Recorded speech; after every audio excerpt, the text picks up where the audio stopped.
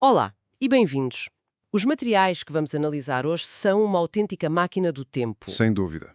Levam-nos diretos ao século XIX europeu, um período de mudança tão vertiginosa que é quase difícil de imaginar. Estamos a falar de mais ou menos entre 1815 e os primeiros anos do século XX. Sim. E no meio de todas estas fontes há um conceito que funciona como uma chave mestra, a cultura da Gar. A nossa missão hoje é perceber como é que coisas tipo a máquina a vapor, a unificação da Alemanha, a pintura de Monet e o aparecimento da classe operária estão, no fundo, todas ligadas. Exatamente. E o grande símbolo que parece unir tudo isto é, lá está, a estação de comboios. É o ponto de partida perfeito porque estamos a falar do berço do mundo contemporâneo. É um século que vive de contradições violentas e isso transparece em todos os documentos. Contradições como Olha, por um lado, um avanço tecnológico sem precedentes que gera uma riqueza incrível. Por outro, essa riqueza a ser construída sobre uma pobreza urbana aterradora. certo. Vemos o nascer de nacionalismos que criam nações, mas que também alimentam impérios. E no meio do fumo das fábricas, os artistas fogem para uma natureza idealizada. A nossa conversa vai ser sobre como estas forças se empurraram e se moldaram umas às outras. Vamos então começar pelo fio político, que parece o mais lógico. As fontes colocam-nos logo a seguir à derrota de Napoleão. A Europa está em cacos e as velhas monarquias tentam colar os pedaços no Congresso de Viena. Sim, em 1814-15, E criam a Santa Aliança para, basicamente, tentar meter o gênio do liberalismo de volta na garrafa. Mas não resultou, pois não. completamente tarde demais. Essa é a grande tensão que define as primeiras décadas do século. Por um lado, temos esta tentativa de restauração com o princípio da legitimidade. A ideia de que só os reis legítimos podiam governar. Exato. Qualquer coisa vinda de uma revolução era inaceitável. Mas isto era lutar contra a maré. As ideias da Revolução Francesa já estavam por todo o lado. E o resultado foram... Revoluções. Hum. Três vagas, como os materiais identificam, em 1820, em 1830 e a Grande Primavera dos Povos, em 1848. E essas revoluções tiveram consequências muito concretas, não é? Levaram à independência de países inteiros. Precisamente, a Bélgica torna-se independente, a Grécia liberta-se do Império Otomano, a Sérvia também.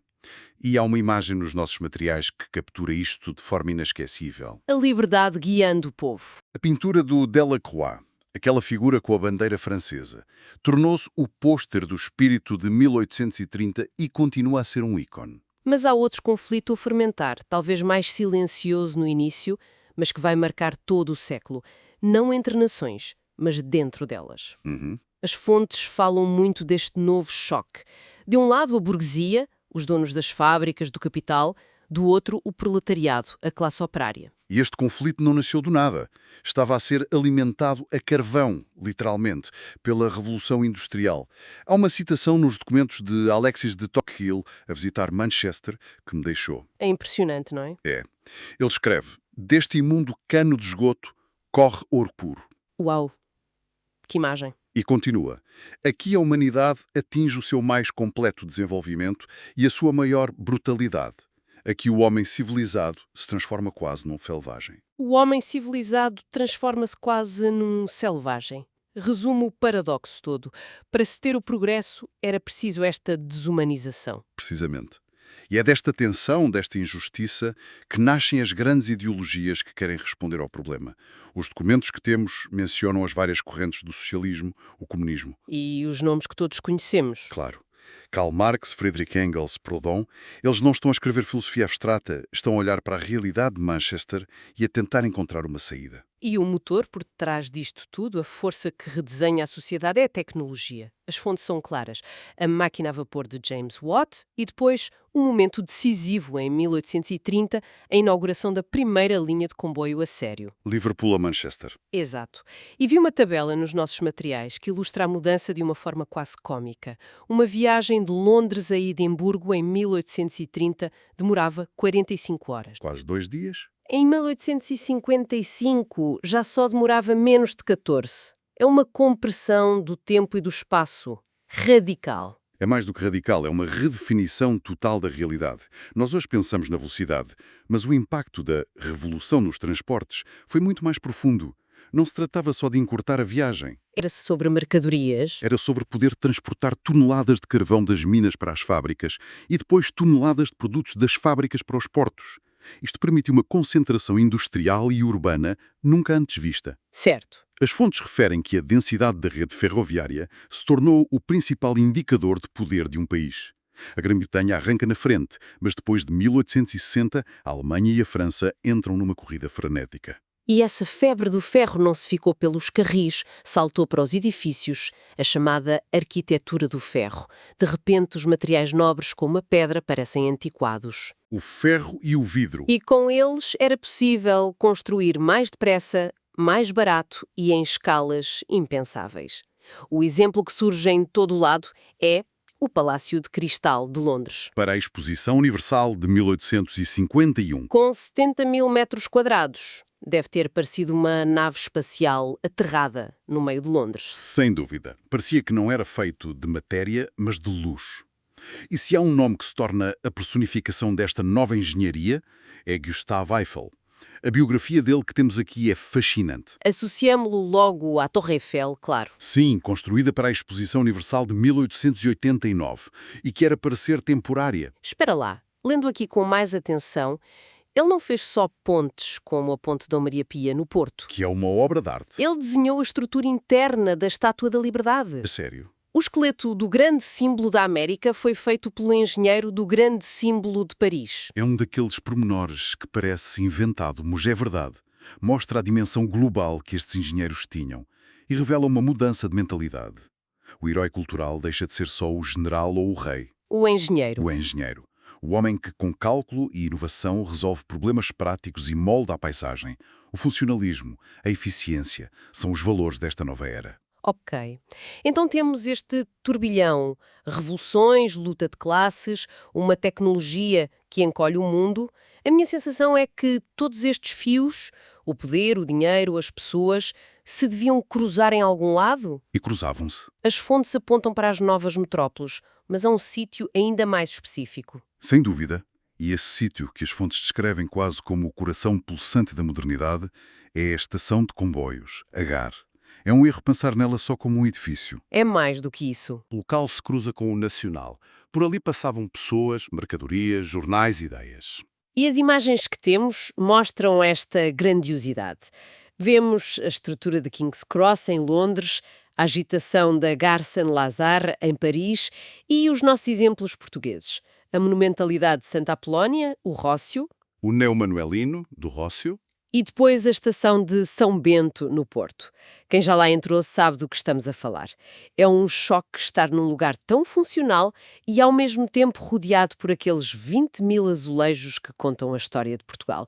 É quase uma máquina do tempo dentro de outra. Essa descrição é perfeita. A estação é um espaço de confluências, como dizem os textos. Mas o que também saltou à vista nos documentos é que a estação não era um espaço democrático. Como assim? Um espelho brutal da nova sociedade. A arquitetura, com salas de espera luxuosas, aquecidas, com poltronas de veludo para a primeira classe. E bancos de madeira para a terceira.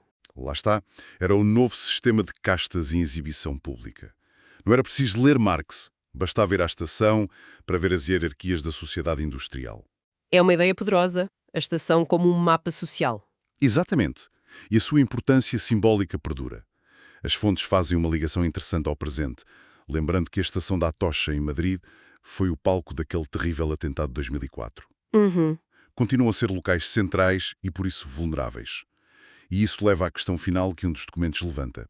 Hoje, com a crise climática, será que a estação de comboios vai viver uma nova era de ouro no século XXI? É uma excelente pergunta, mas com toda esta agitação, este barulho de metal e vapor, a pergunta que me faço é: onde é que estão os artistas no meio disto tudo? Como é que a arte reagiu? As fontes mostram-nos que houve, essencialmente, duas respostas gigantes e opostas. A primeira resposta foi a fuga, o romantismo. Viraram as costas ao problema. De certa forma, perante a brutalidade da cidade industrial e a desumanização do trabalho, Muitos artistas procuraram refúgio na natureza selvagem, nas emoções, no eu individual e num passado idealizado. Certo. Há citações nos textos que captam isto na perfeição. Madame de Staël fala da aliança secreta do nosso ser com as maravilhas do universo. E Lord Byron descreve o prazer de errar na solidão. Mas essa fuga não era um pouco elitista? Quer dizer, o operário a sair de um turno de 14 horas não tinha tempo para ir errar na solidão, pois não? É uma observação muito pertinente. Sem dúvida que o romantismo é, em grande parte, uma sensibilidade burguesa.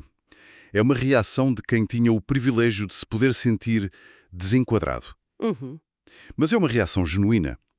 Contudo, como seria de esperar, não demorou muito até surgir a reação à reação.